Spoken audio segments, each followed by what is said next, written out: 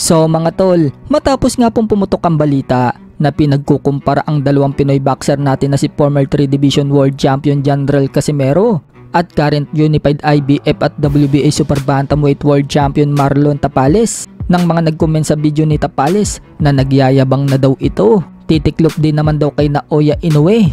Napasagot nga po dyan si Tapales mga tol at sinabing bakit daw yung iba nagyayabang, pero pag sila na daw nagyabang, bawal na.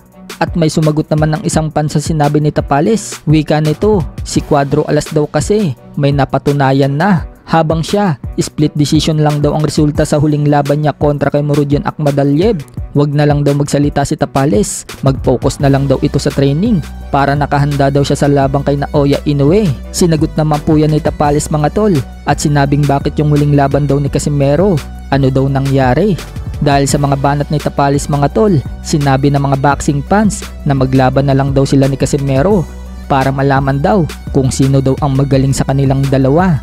At parang ang tingin ng mga boxing fanatics dyan mga tol na sinisiraan ni Tapales si Casimero. So nagsalita na nga po si Tapales mga tol tungkol sa issue na yan. Sa isang live session nga po ng isa sa kasamahan natin sa industriya ng boxing content na si Winter TV, na interview nga po itong si Tapales sa YouTube nito.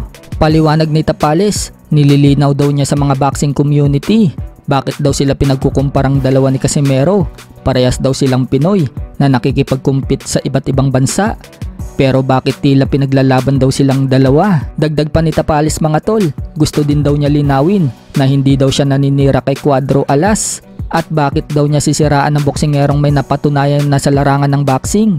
Siguro, ginagawa lang umano yan ng mga boxing fans na paglabanin sila. Wala din daw siya pakialam sa mga sinasabi sa kanya ng mga ibang tao. Basta ginagalingan lang daw niya ngayon ang pag-iinsayo niya at lalabanan daw niya kung sino daw ang ibibigay sa kanya. Kinukumpara kami, dalawa kami Pilipino, nakikipag-compete kami sa kahit saang lugar, iba't kami pa yung pinaglalaban.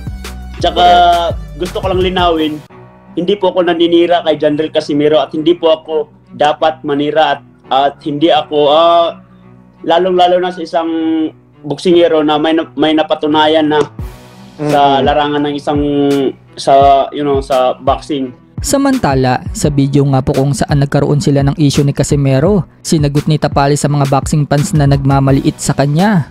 Katulad na lang ng may nag-comment nito, "Round 1, tulog to."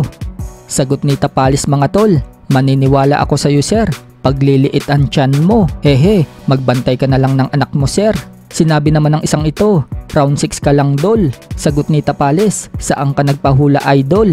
Ito naman ang sinabi sa isang comment, "Iba pa rin pag stay humble, baka round 5 ka lang." Sinagot nga po yan ni Tapales. Nag middle finger nga po si Tapales at sinabing kainin mo yan hanggang bukas. May bumanat naman sa comment mga tol na isang body shot ka lang, aayaw ka na, talunin mo muna bago ka magyabang.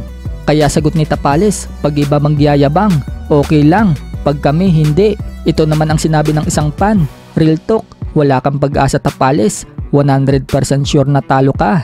Ibigay mo na lang yan kay Inoue para hindi ka na masaktan." Sinagot nga po yan ni Tapales mga tol na may nakalakip na picture at sinabing naiintindihan mo ba yan? Nakakasuka ka, kay Lord lang ako surrender.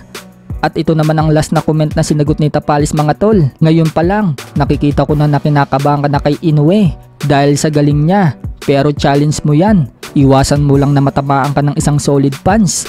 Baka ang gawin mo is fight how to survive na lang." Sinagot nga po yan ni Tapales mga tol at sinabing katulad ng isang army, "Lalaban ako, pero sisiguraduhin ko na hindi ako matatalo na walang dangal. Katulad ng sinasabi mo, saludo sana ako sa iyo sir, pero masyado mo yata akong minamaliit.